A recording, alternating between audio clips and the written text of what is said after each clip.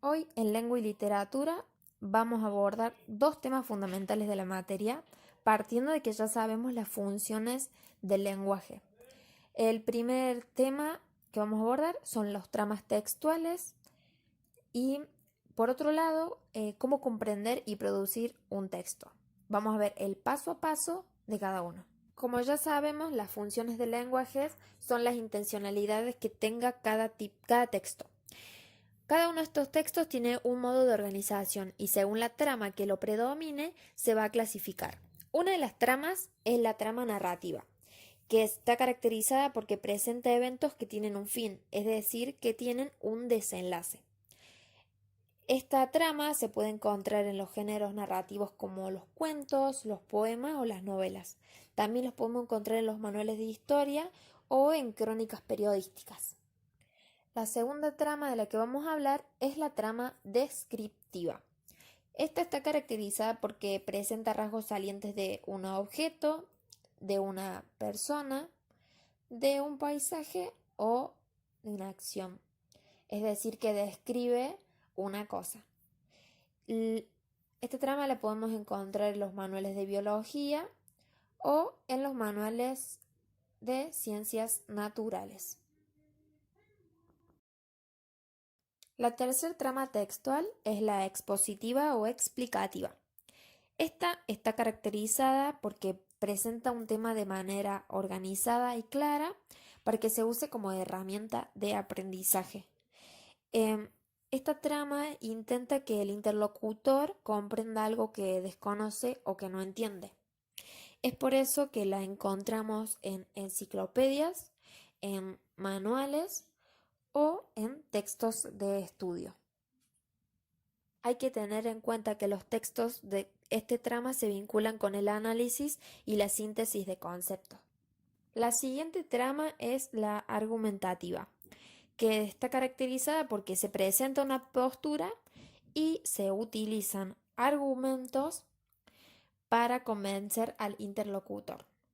Lo podemos encontrar en notas de opinión y ensayos. La siguiente trama es la conversacional y se caracteriza porque presenta alternancia de voces y es la más fácil de identificar porque se organiza en forma de diálogo, es decir que no como un texto, por lo tanto es más fácil de identificarla.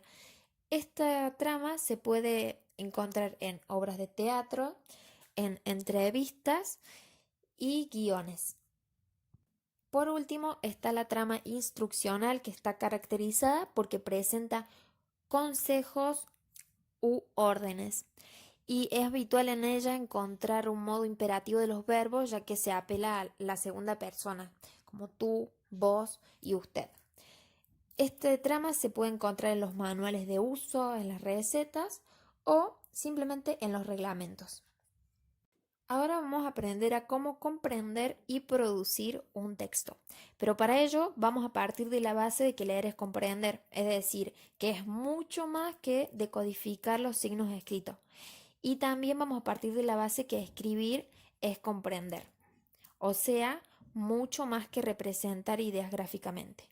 Para poder comprender los textos escritos necesitamos tener en cuenta las propiedades, que son la coherencia, la cohesión y la adecuación.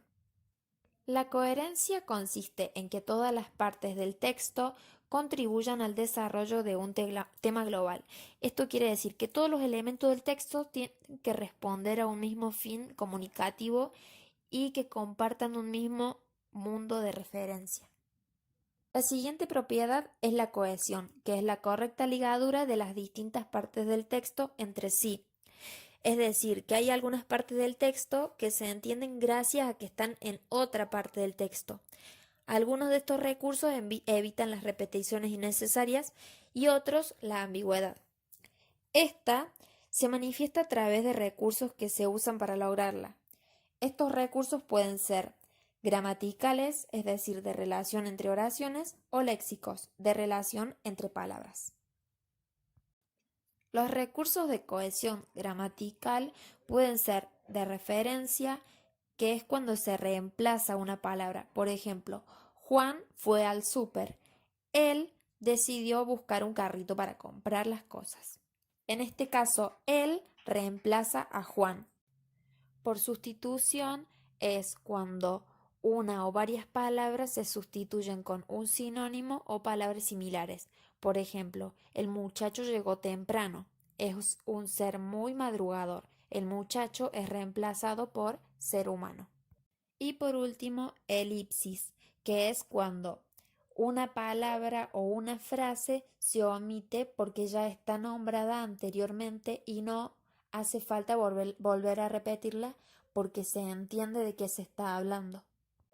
Dentro del recurso cohesión léxica podemos tener en cuenta los antónimos, que son palabras opuestas como frío, calor, series ordenadas, que son enumeraciones de palabras afines temáticamente, luego la cadena cohesiva o campo semántico, que son palabras con significado relacionado, es decir, que comparten un núcleo, y también conectores, que pueden ser posición o adversativas, que son pero, sin embargo, no obstante, distributivas, que son no solo, sino también, causales, que son porque, ya que, como, puesto que, debido que, las consecutivas, que son por lo tanto, por ende, las condicionales, que son sí, con tal que, y las concesivas, que son aunque, a pesar de que, aun cuando. También se puede utilizar la repetición, que es cuando no se puede sustituir la palabra, por ejemplo, cuando usamos términos científicos o técnicos. En ese caso, la palabra no se puede omitir, es ahí cuando se utiliza la repetición. La última propiedad que hay que tener en cuenta para poder comprender y producir un texto es la adecuación, que es el respeto por parte del autor de las normas sociales, personales, lingüísticas y de situación presente en un acto comunicativo. Por ejemplo, un doctor no puede hablar sobre algún caso médico con un colega de la misma forma que le va a hablar a un niño sobre ese caso médico. Es por esa misma razón que se debe tener en cuenta la adecuación a la hora de comprender y producir un texto. Ahora que ya sabemos cuáles son las tres propiedades de los textos, vamos a seguir con el tema que queríamos abordar, que es la comprensión de textos. Y para eso vamos a partir de la base de que leer es comprender. Y tenemos que comprobar que estudiar es usar estrategias de comprensión. Y vamos a utilizar los textos expositivos porque son los que usamos en la escuela con mayor frecuencia. Para poder comprender un texto necesitamos seguir 4 simples pasos. El primer paso es la lectura global o exploratoria. Esta es una lectura amplia del texto para saber cuál es el tema global, de qué habla, qué tengo que aprender con este texto, qué tema desarrolla. Y una vez que lo tengo leído, tengo que anotar en una frase o en una oración cuál es ese tema del que trata.